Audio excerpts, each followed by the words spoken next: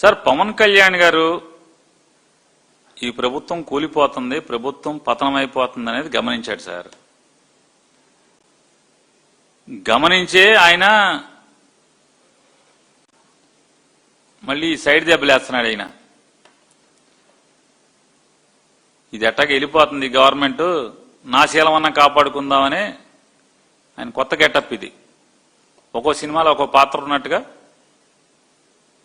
ఈ 5 ఏళ్లకి మళ్ళీ పాత్ర మారింది. 2 ఏళ్ళు ఒక అయిపోయింది, మళ్ళీ 2 ఏళ్ళు అయిపోయాక ఇది గవర్నమెంట్ వెళ్ళిపోతుంది. ఇది ఆయన ఏం చెప్తాడు? అమరావతి అనేది ఈ రాష్ట్రానికి నష్టం. ఆయన గమనించాడు. అమరావతి పేరుతో నారా చంద్రబాబు నాయుడు గారు మొత్తం దున్నేస్తున్నాడు, దోషేస్తున్నాడు అని చెప్పని ఆయన గమనించాడు పవన్ కళ్యాణ్ గారు.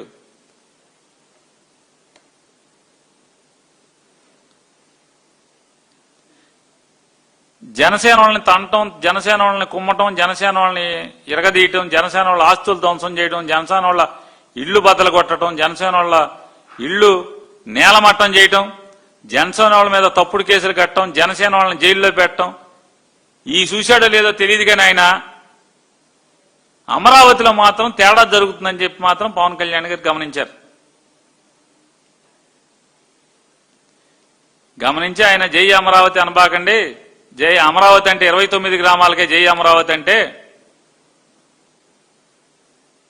నిన్నటిదాకా ఏం చెప్పారు? రాజధాని లేదని చెప్పారు. ఇవాళేమో అమరావతి అనంత జై ఆంధ్ర అని అంటున్నారు.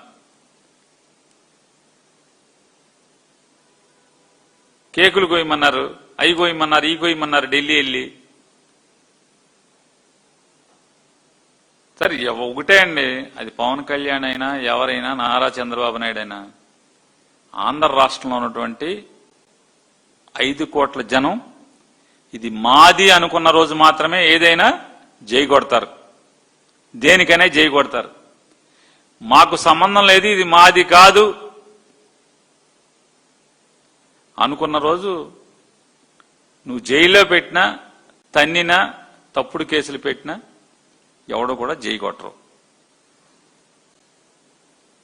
ఈ ప్రభుత్వానికి కాలం చెల్లింది, మూడింది, కాలం మూడిందని చెప్పని పవన్ కళ్యాణ్ గారు తొందరగా 24 మాసాలు అవ్వకుండానే గమనించారనేది మనకు అర్థమవుతుంది.